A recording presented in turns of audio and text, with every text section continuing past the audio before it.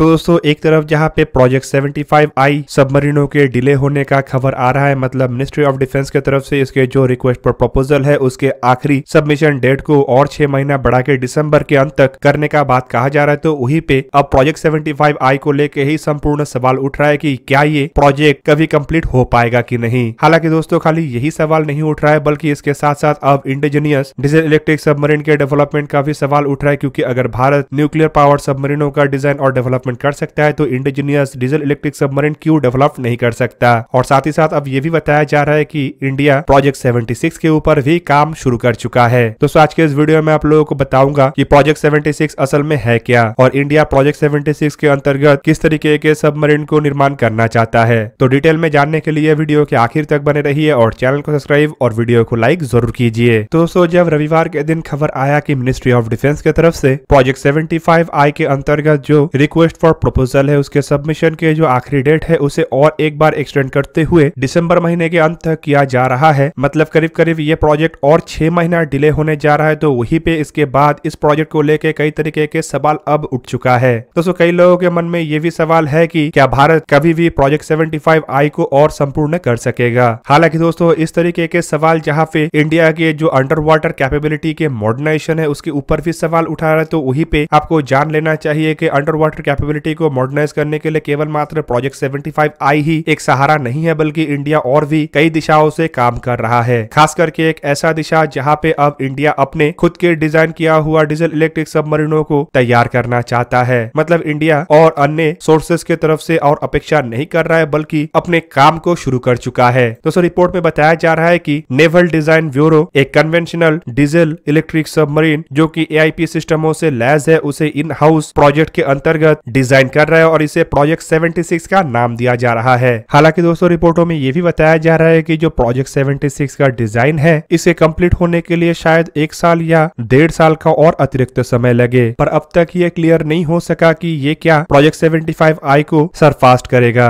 मतलब अगर फिर से एक बार नॉन स्टार्टर कंडीशन में प्रोजेक्ट 75I फंस जाता है तो क्या इस प्रोजेक्ट को रद्द करते हुए प्रोजेक्ट 76 को ही केवल मात्र आगे बढ़ाया जाएगा। पर दोस्तों प्रोजेक्ट 75I रद्द होना या फिर से एक बार नॉन स्टार्टर कंडीशन में फंसने का सिंपल मतलब ये है कि इंडियन नेवी के जो अंडर वाटर कैपेबिलिटी को मॉडर्नाइज किया जा रहा है उस पे एक बड़ा आघात होगा। हालांकि इंडियन नेवी को अंडर वाटर कैपेबिलिटी को मजबूत करने का अति आवश्यकता है, क्योंकि ये अगर मजबूत नहीं होता है तो चाइना जिस तरीके से अपने कदम को इंडियन ओशन की तरफ बढ़ा रहा है उसे भविष्य में रोक पाना काफी मुश्किल होगा। हालांकि दूसरी तरफ अगर देखा जाए तो चाइना के द्वारा पाकिस्तान को भी कन्वेंशनल सबमरीन दिया जा रहा है। रिपोर्ट के मुताबिक चाइना पाकिस्तान को टोटल ऐसे 8 सबमरीन देगा जो AIP सिस्टमों से लैस होगा। ऐसे में भारत को केवल तेज रफ्तार से ही अपने बेड़े में सबमरीनों को शामिल नहीं करना है, बल्कि इन सबमरीनों को मजबूत, ताकतवर और आधुनिक टेक्नोलॉजी से भी लैस करना है, ताकि चाइना के सबमरीन और चाइना के द्वारा पाकिस्तान को दिए जाने वाले सबमरीनों को काउंटर करते हुए अन्य सरफेस जहाजों को भी इस क्षेत्र में काउंटर किया जा सके।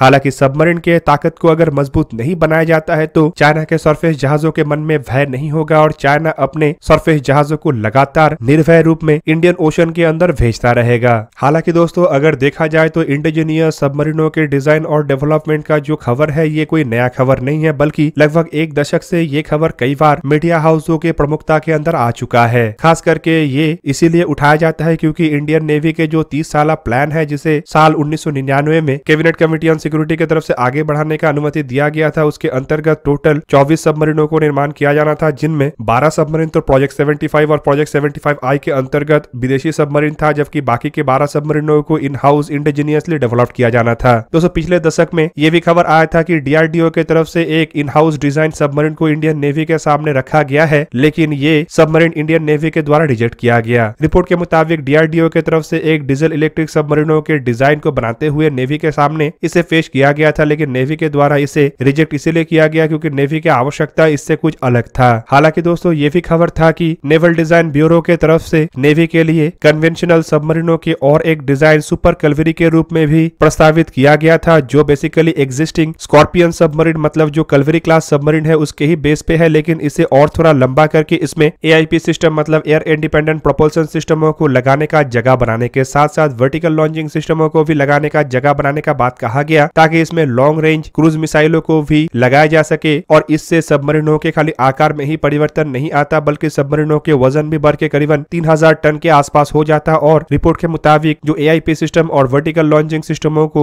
लगाने का बात कहा गया, ये असल में प्रोजेक्ट 75I के अंतर्गत ही इंडियन नेवी की एक रिक्वायरमेंट के तहत था। हालांकि दोस्तों अगर देखा जाए तो इसके अलावा इंडियन नेवी के जो न्यूक्लियर पावर सबमरीनों की आवश्यकता है उसे देखते हुए नेवल डिजाइन ब्यूरो के तरफ से न्यूक्लियर पावर अटैक सबमरीनों के भी डिजाइन और डेवलपमेंट का काम किया जा रहा है, जो करीब करीब 6000 टन के सबमरीन होगा। और बताया जा रहा है कि इसके डिजाइन का भी इस्तेमाल करते हुए इसके आकार को छोटा करके या फिर कहते हैं उसके वजन को 3000 टन तक सीमित करके भी डिजाइन को प्रपोज किया जा सकता है, जो संपूर्ण रूप से इन हाउस डिजाइन और डेवलपमेंट के मुताबिक ही होगा। हालांकि दोस्तों न्यूक्लियर पावर सबमरीनों के बेस में डीजल इलेक्ट्रिक सबमरीन बनाना हो या फिर डीजल इलेक्ट्रिक सबमरीनों के डिजाइन के बेस में न्यूक्लियर पावर सबमरीनों का निर्माण करना हो, ये कोई पहला घटना नहीं है। आपके जानकारी के लिए बता दूं कि ब्राजील के नेवी के पास भी स्कॉर्पियन क्लास के सबमरीन है, जिसे इंडियन नेवी में कलवरी क्लास सबमरीन कहा जाता है। 2000 टन के इन सबमरीनों के डिजाइन के बेस पे ब्राजीलियन नेवी के द्वारा अपने लिए 6000 टन के न्यूक्लियर पावर सबमरीनों के ऊपर काम किया जा रहा है। जबकि दूसरी तरफ अगर देखा जाए तो फ्रांस के जो बराकुडा क्लास के न्यूक्लियर पावर अटैक सबमरीन है, उसके बेस पे फ्रांस के द्वारा ऑस्ट्रेलिया के सामने नॉन न्यूक्लियर कन्वेंशनल सबमरीनों का ऑफर रखा गया था, जो सिंपली बराकुडा के ही डिजाइन के बेस पे बनाया जाना था।